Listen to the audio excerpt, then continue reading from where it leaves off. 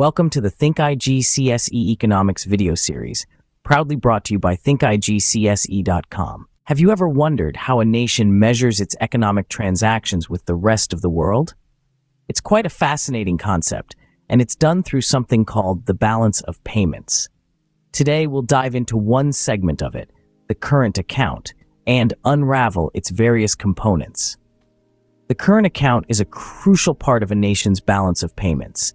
It records the transactions between residents of a country and the rest of the world in goods, services, primary income, and secondary income. Firstly, we have trade in goods.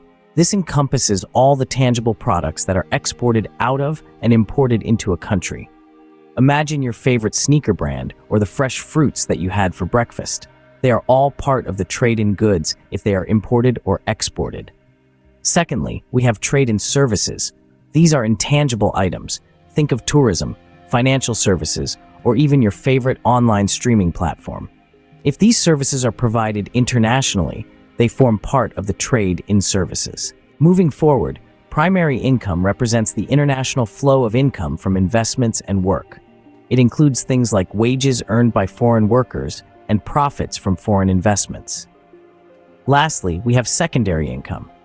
This is the component that includes transfers made without receiving any goods or services in return.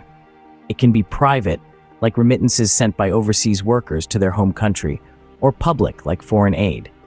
When we calculate the current account, we look at the total exports and total imports of goods, services, primary income, and secondary income. If the value of exports exceeds that of imports, we have a surplus.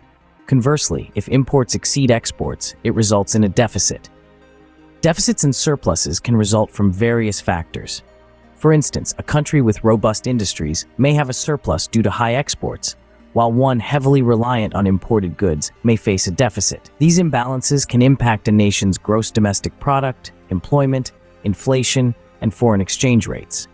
A surplus can lead to higher GDP and employment, but might also cause inflation. A deficit, on the other hand, could lead to depreciation of the nation's currency. To foster stability, nations make use of a diverse palette of policies. These may encompass monetary policy adjustments, comprehensive fiscal policy transformations, and even robust direct interventions in the foreign exchange markets. Monetary policies, managed by the central bank, can include modifications to interest rates or changes to the money supply. These monetary changes can directly influence the level of exports and imports, affecting the trade balance of a nation.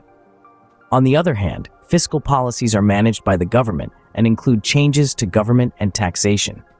By increasing government spending or cutting taxes, a nation can stimulate economic activity, thereby influencing the flow of income. This, in turn, impacts the primary and secondary income components of the balance of payments. Then, we have exchange rate policies, wherein nations might choose to manipulate their currency's value against other currencies. A lower currency value can make a nation's exports cheaper and thus more attractive, contributing towards a positive trade balance and thus a positive current account balance. The effectiveness of these policies can vary based on the nation's economic circumstances. In summary, the current account of the balance of payments is a meticulous record of a nation's economic transactions with the rest of the world. Its components, the trade in goods, trade in services, primary income, and secondary income, each tell a unique tale about the nation's economic activities. The process of calculating and understanding deficits and surpluses provides deep insights into the nation's economic health and the impact on its GDP, employment levels, inflation rates, and foreign exchange rate. Enjoyed the video? Subscribe to Think IGCSE for more insightful economics lessons and tips.